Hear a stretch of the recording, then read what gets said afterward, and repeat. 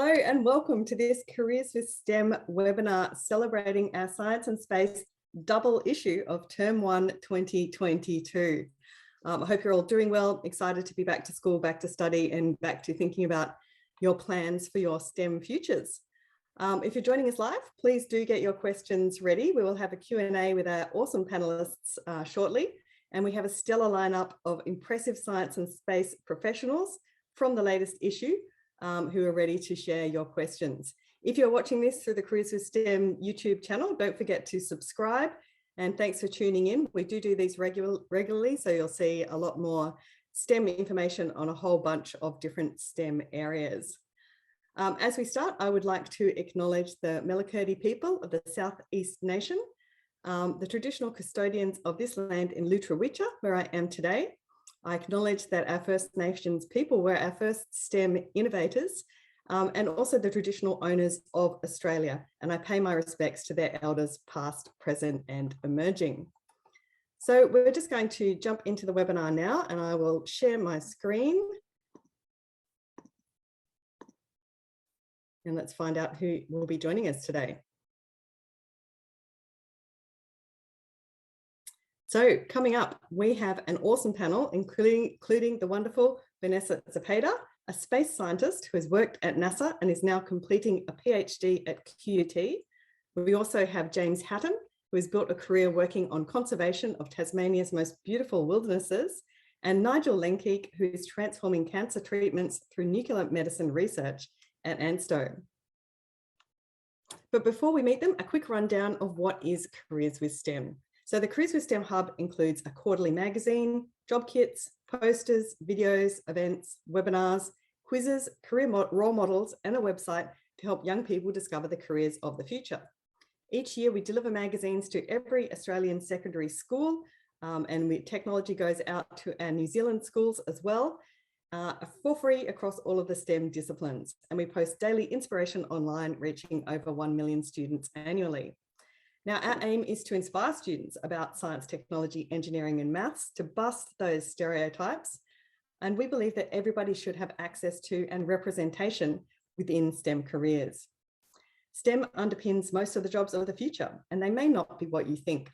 Using the STEM plus X formula, where X is your passion or an opportunity, with Careers with STEM, you can discover how to connect technology with fashion, maths with sports, science with business, engineering with health, and so much more.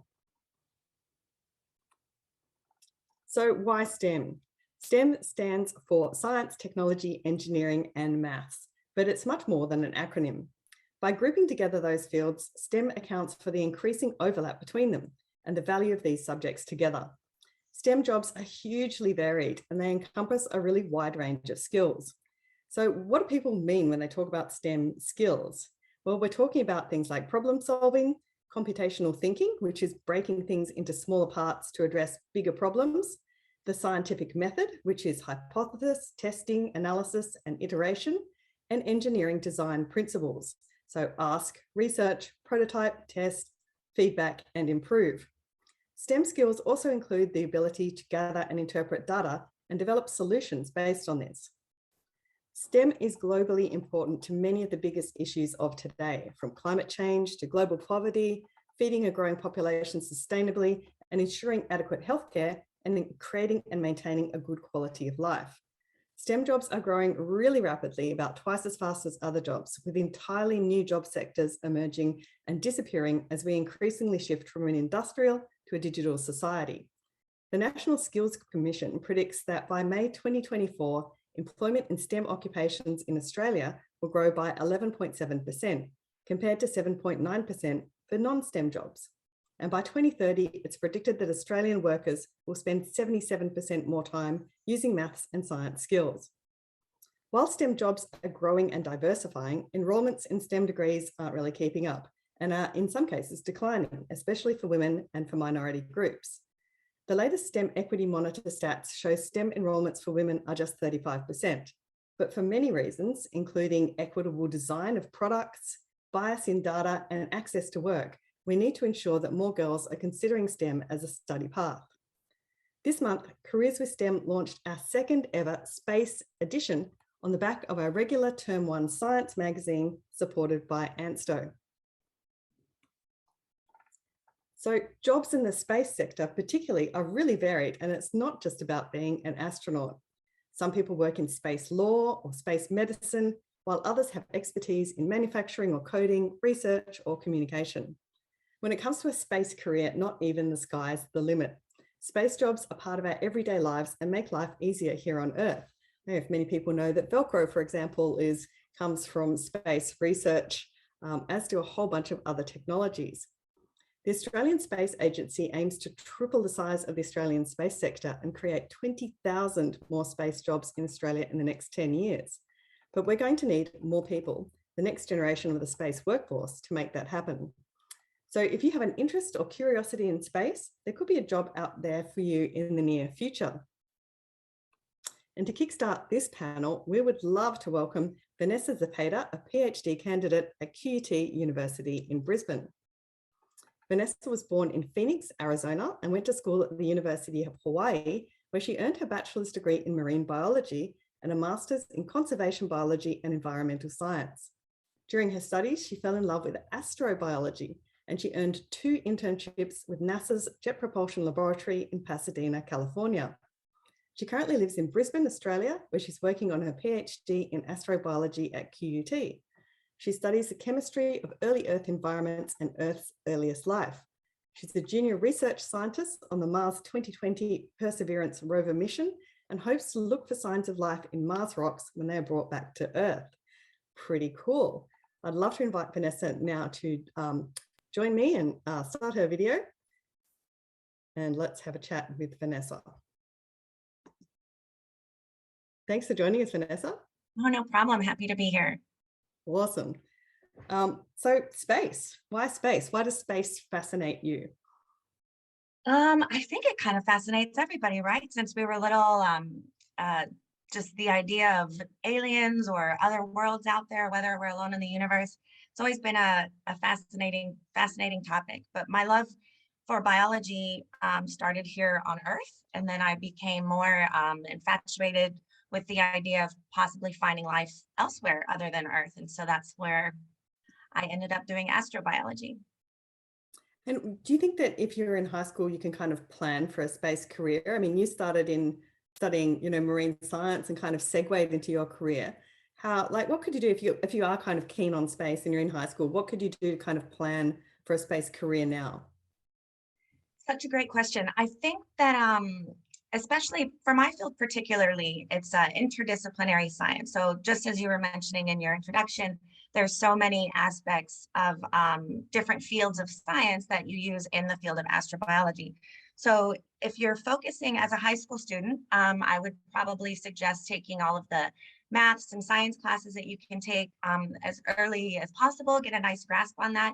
It's never too early to network, in my opinion. So networking, just meeting new people and talking to your teachers or reaching out to even scientists, reading papers and just asking questions, volunteering. There's so many things that you can do to kind of build up that profile, I guess, to be introduced into these different areas of STEM work. I think that's tough for kids, isn't it? Just thinking about kind of putting yourself out there in that way and, kind of having that sort of confidence to do that. You spoke about maths and science. I guess, things like, maybe communicating as well. Like, are there other subjects that are, important to you if you're interested in a space career? I think that's such a great point. Science communication, honestly. So I'm an astrobiologist, but the longer that I've been in uni, the more I realize that there's this really big gap between the communication of our science to like a broader audience than the actual science itself. And so there's a lot of really soft skills that come involved as well. You need to be, kind of like a people person. A lot of the times I'm working with other, group work. And so you need to be good with, communication and just being friendly and your time management. There's a lot of soft skills required, I think, to be successful in these types of areas as well. Does that answer your question?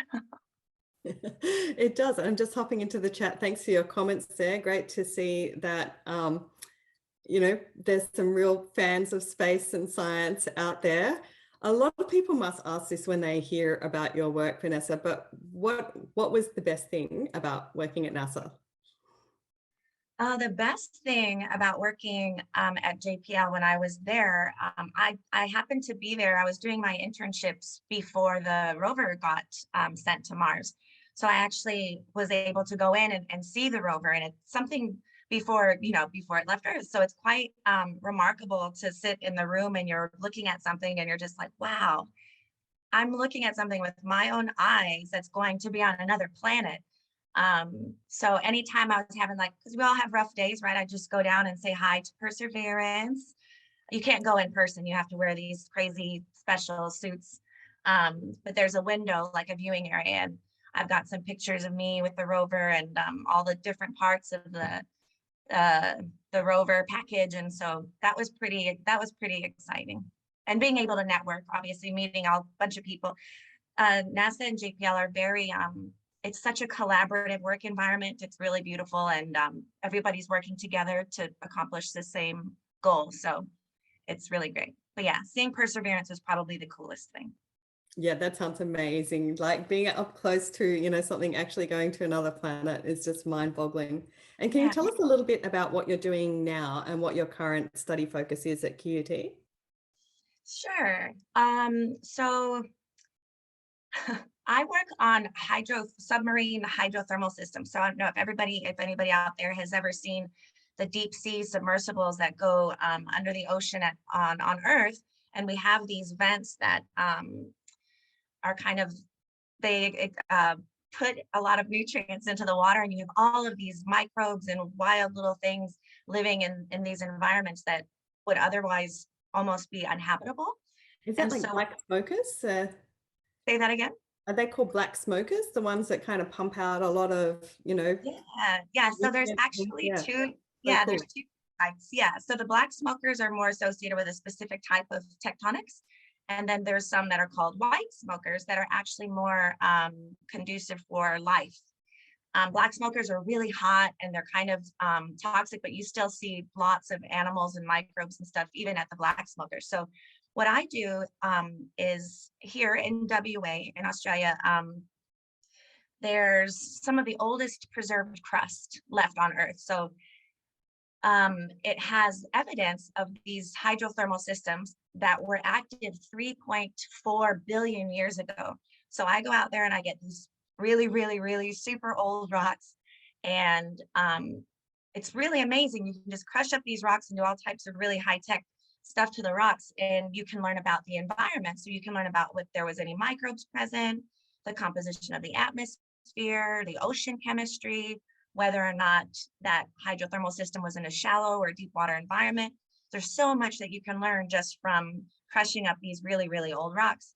And so that's pretty much what I do. I study these really ancient environments because they're thought to be one of the ideas of where life might have gotten started here on our planet. And then I also look for biomarkers, so signs of life that have been preserved in the rock record. And the idea is that eventually Perseverance is going to bring rocks back from Mars to Earth, and we're going to do some of these high-tech advanced techniques here in person that we can't do with the rovers. So that's what I do. Wow. So come full circle and you'll actually get to have something that's been on another planet come back to you and study that, which just sounds amazing. If you do have some questions for Vanessa, please pop them into the Q&A or the chat, and we'll get to those after our other panelists. But I guess, finally, Vanessa, like what's next for you? Like and it sounds like you've got your plan out of a dream career, but where are you sort of thinking of kind of going after your PhD and study? Like what would be your ultimate dream job? The plan has always been to go back to JPL and do my postdoc. My dream job. So I'm a marine biologist first and foremost. I love the ocean. And I think when I became fascinated with astrobiology, it was because this idea, I learned that there's moons in our own solar system that actually have oceans on them, and they're covered with ice, but there's oceans underneath. And I really, really, really want to go to those moons and see what's under the ice. So we have different missions through NASA that are planning various missions to Enceladus and Europa. These are moons of Jupiter and Saturn. That might not be respected, but yep. And so that would be my dream job would be to be a mission scientist on some of those missions where we're going to do astrobiology related research on those moons. Amazing. That would just be so awesome. And I think we can all go and often Google Enceladus and Europa and see, you know, all of the kind of cool evidence they have of potential for life in those places. But flipping now back to life on Earth, I'd love to invite our next panelists to pop onto the screen. So we, loving space is one thing, but we all love our own planet as well.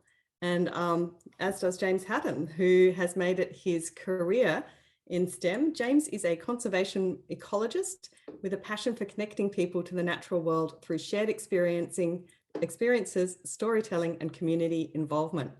James is a Chief Executive Officer for the Tasmanian Land Conservancy, a for-purpose, not-for-profit, apolitical, science and community-based organisation that protects nature on private land in Tasmania.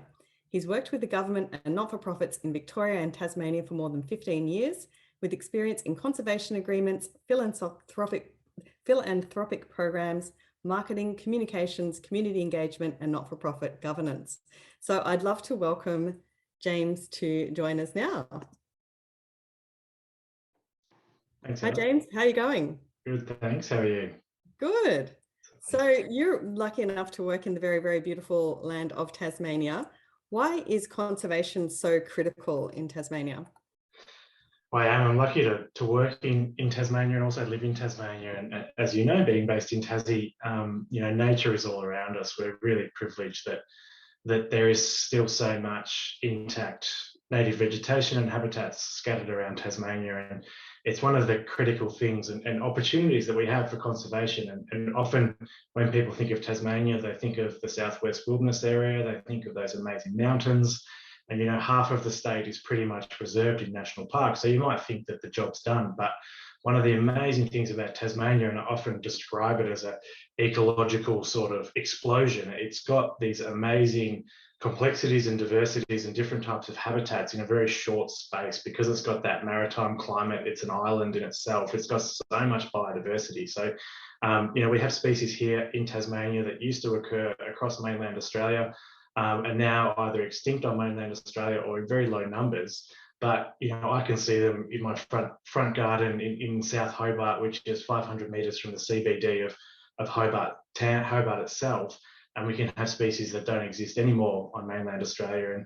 And it's really critical that we protect those habitats, we value them, and we ensure that nature does thrive all around us, because the more and more we learn the interactions between humans and nature, often nature fails. So conservation is really critical, and we have a great opportunity in Tassie. Yeah, absolutely. And I think you kind of learn, I guess, the importance even, you know, sometimes of saving like one tree or one patch of land or something like that. So what are the kind of skills that you need to work in conservation? Oh, it's fascinating. We often talk about this, and, you know, this morning I was just in a meeting looking at, you know, recruiting new ecologists into our science program. And, you know, when we look at, as Vanessa said, lots of science now is very interdisciplinary, interdisciplinary within science, but also interdisciplinary within other fields. And, you know, the skills you need technical science understanding, basic understandings of key principles of scientific theory, of the life sciences, whether that be, from my perspective, I studied conservation ecology with a major in plant biology. So that gave me really good grounding in sort of plants and ecosystems and ecosystem function. But then you also, as Vanessa said, you need to be able to communicate it. So communication is really critical. Social science is really critical. Psychology is really critical, because in my experience, what we've learned is most nature-based problems are actually related to humans. And if you can't understand humans and the way humans behave and the way that decisions are made, you can't actually influence the conservation outcome. It's really great to forensically look at a particular species or to see a decline in something, but if you can't do anything about it, if you don't have a management lever or an opportunity to achieve or influence an outcome, it's sort of irrelevant. It's just a graph in a report that no one will ever read. So having those different skills, and as Vanessa also said, soft skills, the ability to interact with people, to communicate effectively, to understand complex ideas, different situations, conflict avoidance. You need a bit of everything, to be honest. And in high school, sort of when you were thinking about, going into this kind of area, like, did you have an idea that you wanted to work in conservation? And what were the kind of choices that you made in the subjects that you were looking at doing in year 11 and 12 and, potentially into uni and other kind of study pathways?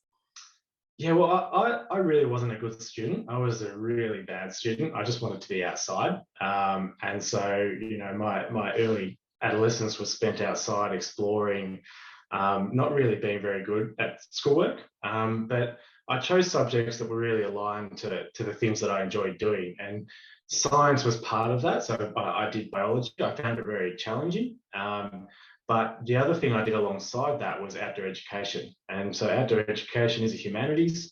And, that gave me the chance to actually take the biology lesson out of the classroom and into the natural world.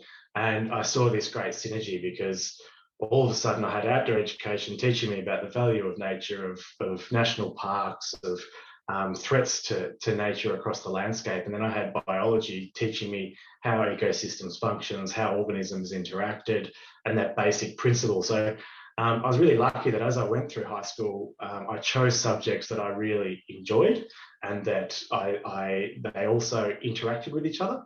And so I ended up doing quite well in high school because from a biology perspective and outdoor ed as well, but also English. I found English a key aspect of communication and how you develop stories and how you communicate those stories. So from there, I chose to do environmental science at Deakin University in Burwood in Melbourne. And yeah, I ended up just having a real interest in plants and understanding how plants worked, how terrestrial ecosystems worked, how a small plant worked, but also how really large plants worked, how whole forests interacted with each other.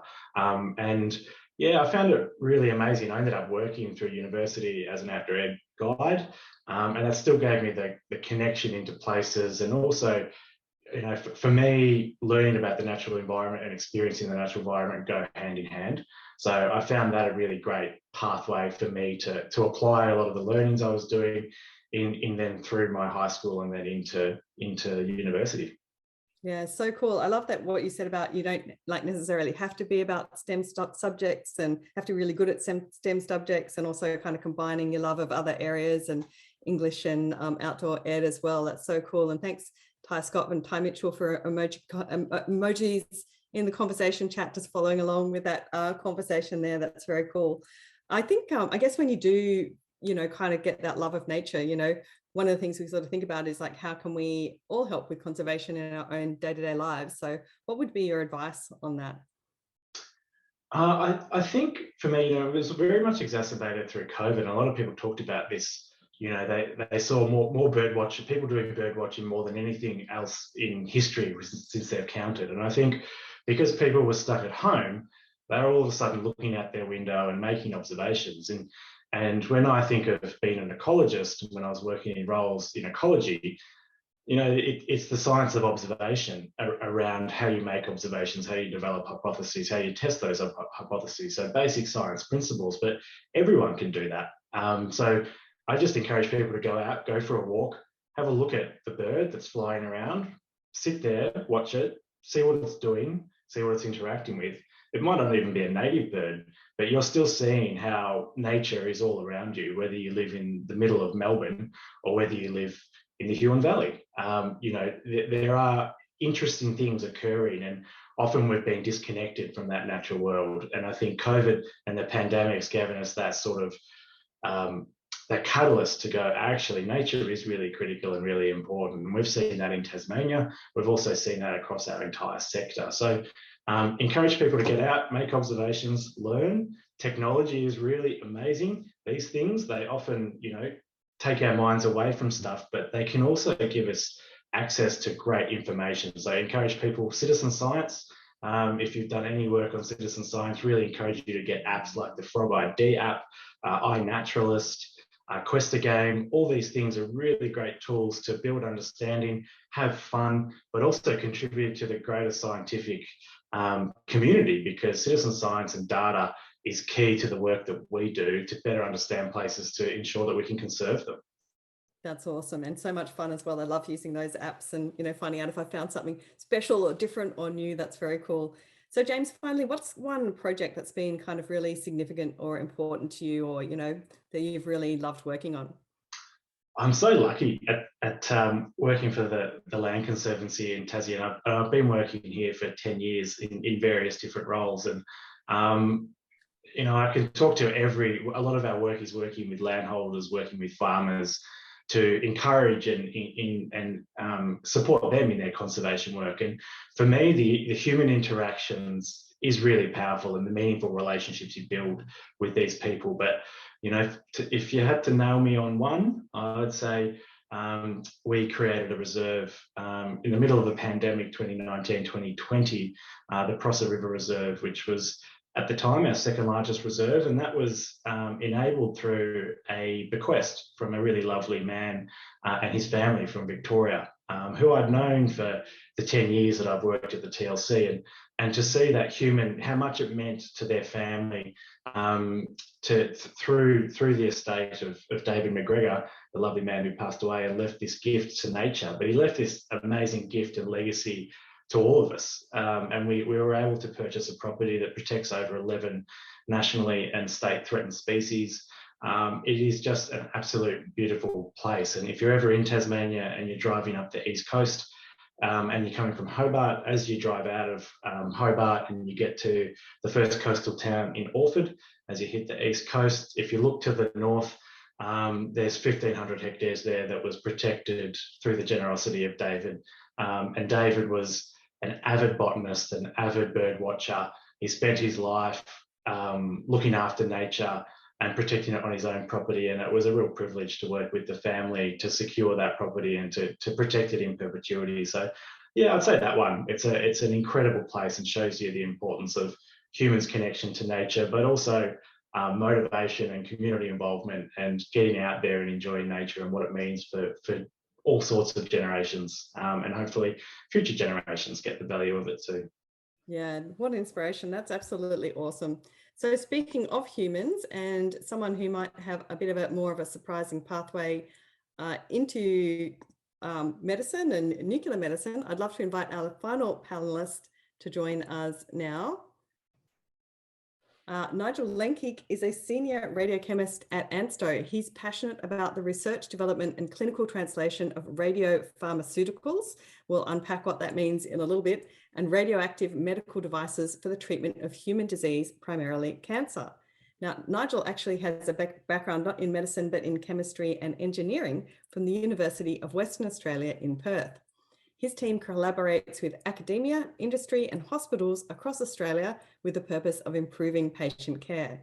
He's strongly engaged with the broader chemistry and nuclear medicine community through his roles as New South Wales branch president of the Royal Australian Chemistry Institute and the chair-elect of Radiopharmaceutical Special Interest Group of the ANZ SM. And to tell us more about it, I'd love to welcome Nigel now. Thanks, Heather. It's great to be here and great to share some of my stories through STEM. Fantastic. So to tell us a little bit more about nuclear medicine, why would science subjects like chemistry, biology, and physics be important to medicine, and particularly to nuclear medicine? Yeah, terrific question. You know, it's interesting. One of the CEOs of one of Australia's biggest radiopharmaceutical companies actually posted about this on Twitter recently and really re-emphasized how multidisciplinary nuclear medicine is. Nuclear medicine is not a big field. It's this tiny little subset of medicine. And so you get to know the people really well as part of across that whole multidisciplinary field. And, you know, as a chemist, a lot of chemists work on developing new molecules, and, you know, we can develop how we scale things up, but also routinely produce those products for patients in hospitals. You know, we also, as a chemist, work with engineers to make sure that we can reliably supply radiopharmaceuticals and radioisotopes in Australia, develop the equipment that we need to be able to make those radiopharmaceuticals. And, you know, engineers work with physicists to develop all the imaging equipment that we have. So there's all this amazing technology that they help develop And then engineers will work with mathematicians to help build, and software engineers to help build the programs behind it, all the methodology to analyze that data. And there's this huge explosion in interest in machine learning and AI for people that are interested in that space to not only fast track the collection and processing of that data, but to help our physicians to be able to look at that data in more detail and collect better population data. Physicists and engineers and are really important in a clinical setting as well. That engineers help maintain the equipment. Physicists work with medical oncologists every day to make sure that to look at patient dosimetry, that patients are receiving enough dose to be able to treat their patients, but also they're not receiving too much that's going to cause them long-term health problems. So there are so many entry points into the nuclear medicine field from whatever STEM subject you want to go into, and then if you want to, if you're more human centric, that there's spaces for nurses and nuclear medicine technologists, so the people that are actually administering these radiopharmaceuticals to patients. If that's what you're passionate about, is seeing that impact face to face with those patients, there's career paths there too. So let's unpack that a little bit more. What are radiopharmaceuticals and what does a radiochemist do? What's your role? So, the name, unfortunately, it's not like a fancy Latin name. Radiochemist. We're chemists. We work with radioactive elements and radioactive molecules. So our job is to essentially construct those radiopharmaceuticals out of generally only has one radioactive element in there. So these are medicines that are made with radioactive isotopes, is that right? Yeah, that's exactly right. So sometimes it'll be a medicine that already exists that will put a radioactive element on, but a lot of the time, that molecule has to be developed completely independently, and that's for a particular purpose. And when we talk about radiochemists, we can be a little bit of tunnel vision that radiochemists just work in the nuclear medicine space. That's not true. Radiochemists also work in environmental fields as well. So, we can work with radioisotopes that have incredibly short half-lives, that they last for 20 minutes, and we need all this amazing automated equipment that does it all really quickly and really reliably, just so that we can get to the stuff into the patients, the radiopharmaceuticals into the patients really quickly. But there's also people in our field that work with radioisotopes in the environment that have half-lives that are millions of years. So if we have people in environmental radiochemistry that look at monitoring of uranium mine sites and piles where they've done leach extraction. So how much of that uranium and all the decay products end up in the environment? Where do they go? Where do they reside? So radiochemists work in that space as well. So the fields that you can work in are incredibly diverse, which is I just find it wonderful. At site at Ansto, I work primarily in the medical space, but we also work with environmental scientists here as well, and that's just great to have that diversity in what we do. Fantastic. And so you went to Ansto, which is in Sydney, Australia's nuclear science and technology organisation. What made you move there from Perth and go from sort of studying chemistry and engineering to work at Ansto? What's been the great part of working there, and why did you make that move? Yeah, look, for me, I'm not going to lie. First thing was a job. Come out of a PhD, so that's always a big driver for people. Going through my studies, I'd certainly heard of Ansto, but I never really understood what Ansto did. Everyone knows about CSIRO, and CSIRO does a great job of promoting what they do and the benefit they have for the Australian public. And I didn't understand what Ansto did, but once I came here, I really understood the breadth of what Ansto does for Australia and the things that Ansto can do. When I first came to Ansto, I started out here as a synthetic chemist. So that was my training, and over the 11 years that I've been here, really transformed in the role that I do. So I'm very rarely in the lab anymore. I have a team of people. So I've trained those people. That's where it's really important that those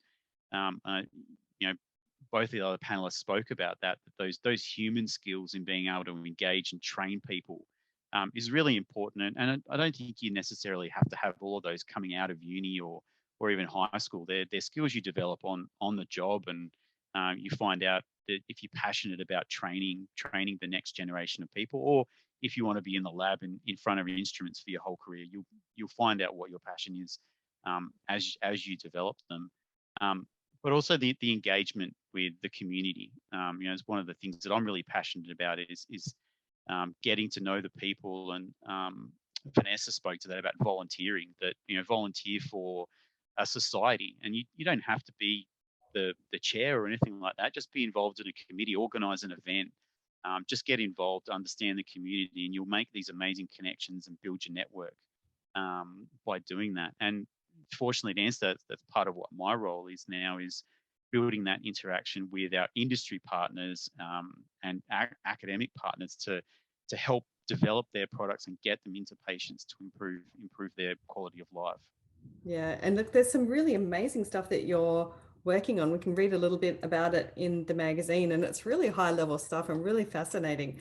What are the kind of things that you're most excited about working on now, and where do you sort of see nuclear medicine as kind of going into the future? Yeah, look, it's awesome to get questions about this. As I said, I love the interaction with industry, particularly startups. They're probably some of the most passionate people about their particular idea and concept. And you can essentially, with a lot of them, you have this single linchpin or a really small group of people that are passionate about it. And if when they're passionate and engaged about what they're trying to do, it's so easy to just be drawn along with that. And when you get to do that with so many groups of people, that's what I love about it. And they want things done quickly, so it helps drive what you're trying to do and to make progress and get things done. It gets you to work and be passionate every day. Specifically, we work with a lot of companies in Australia, and one of the fields that I'm really enjoying and sort of at my boundary of knowledge is in the medical device space as well. So, we have 4 companies that we work with at the moment at various stages of development of their products. Some that are going into clinical trials, some that are at the technology transfer stage, others that are at early stage development. And to see that whole gamut of technology development and to be involved in that, and you see what products that are in development now, what they could become in 5 to 10 years and how they can help patients. That's really super exciting. And if you're not, with so much of it, I'm outside of my comfort zone. We're talking in medical devices, it's different regulatory space. It's material science that, my team will come to me and ask some questions, and I don't know, and it becomes you don't need all the answers. not answering the questions like who do we need to go and talk to about it. And that way you build new connections, you find something new and discover something new. And that to me is really, really exciting. And so much of that is happening in the new nuclear medicine space at the moment. There's this huge interest globally from pharma companies and investment companies in the potential for nuclear medicine. And it's in the last 5 years really turned a corner in terms of agents getting into clinical trials.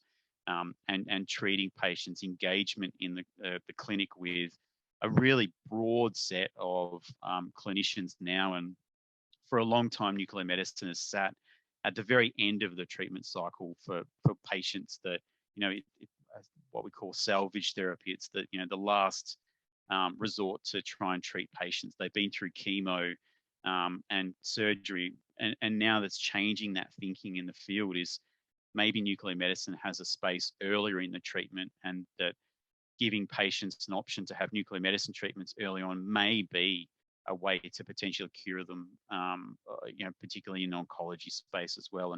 And that's tremendous opportunity. And for people going into a career like that, to go in with 40 years of that sort of prospect must be phenomenal to see that sort of thing happening. So I'm a little envious of people just starting their journeys on that now.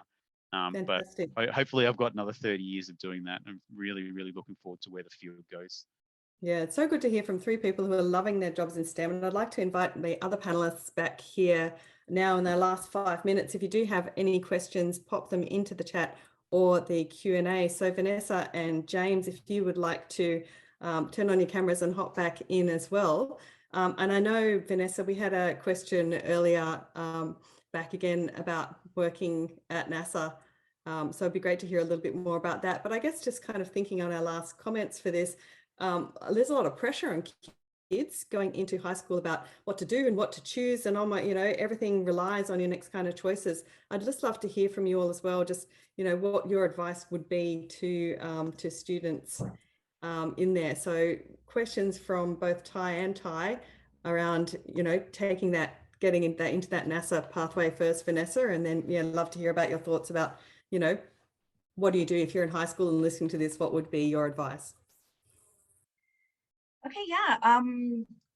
Working for NASA is pretty cool, but it kind of just feels like another. I don't feel like super special or anything. It's just a group of people that are all really, really nerdy and excited to learn and solve big problems, and really passionate. And so it's a lot of fun. It's a lot of collaboration, a lot of working together. And when you're working with a lot of people that are really, really excited about the same thing, it's just a really nice, healthy work environment. So I would say working for NASA is cool, but definitely as long as you love something, then I think anything can be cool. And then I guess to answer your second question, just as James had mentioned earlier, there's a lot of pressure, right? And you're just like, oh, what do I want to be when I grow up, and all of this stuff. But I think it's super important just to follow what you're passionate about. And if you're passionate about fungus, then study fungus. Or if you're passionate about dance, then study dance. So just follow whatever it is that makes you happy and that what you're excited about. Because as long as you have that passion, it'll drive you in the right direction anyway. And also have tough skin. Don't, sometimes things don't work out, and that's totally okay.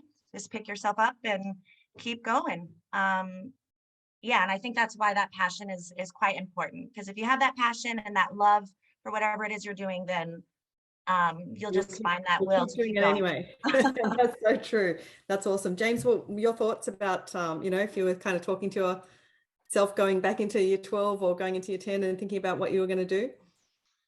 Yeah, I think do things that you enjoy doing. As soon as you force yourself to do something that you don't like doing, you're not going to learn it. So I found the great things I had towards the end of my high school was, amazing teachers too, but the teachers, they didn't just teach me things, they taught me how to learn. And then I followed that then into university. And I remember I did my honours year on bryophytes, which are non-vascular plants, tiny little things. I remember my dad as an engineer going, what on earth are you going to use that for? Like, what job are you going to get from that? And I also have in my mind, my biology teacher once saying to me, the job that you'll get probably doesn't even exist today. And our organisation didn't exist. Private land conservation didn't exist when I was in year 10 doing biology. So, don't be afraid that you need to have a job that exists today. The world is constantly changing. There's so much opportunity. Do things that stimulate you, that excite you, that get you thinking, and the rest sort of works itself out. Yeah, fantastic. Nigel, I guess, you've talked about the fact that you're really excited about where nuclear medicine is going to go in 40 years. What's like, do you have a sense of the jobs that are going to be here in the future? Or is it best just to, study your basic science, keep doing what you love, and, find those opportunities as they arise? Yeah, I think having good hard skills is always a good place to start. I found my experience that you tend to develop those sort of human or soft skills through your collaboration and through your involvement in your community and the networks that you have. That it's very hard to teach those in a classroom setting. You can help teach people engagement and collaboration there, but until you actually start to do it yourself and put yourself out there, and that can be hard for a lot of people. You could have another webinar about introverts and extroverts in science and how we manage that sort of thing. It'd be great to listen to some of that. I think always learning for me is really important, that if you want to be in those careers in the future, that you're always taking the time to advance your knowledge, either through your own training or just talking and engaging with other people. You never know what you're going to find is out there and what you could be passionate about if you're not engaged with the community that's around you, and just coming and listening to things like this about some of the amazing things that other people do that you've probably never heard about. That's what I love about things like this. Yeah, and that's so true. I love that. Please join me in thanking all of our panelists.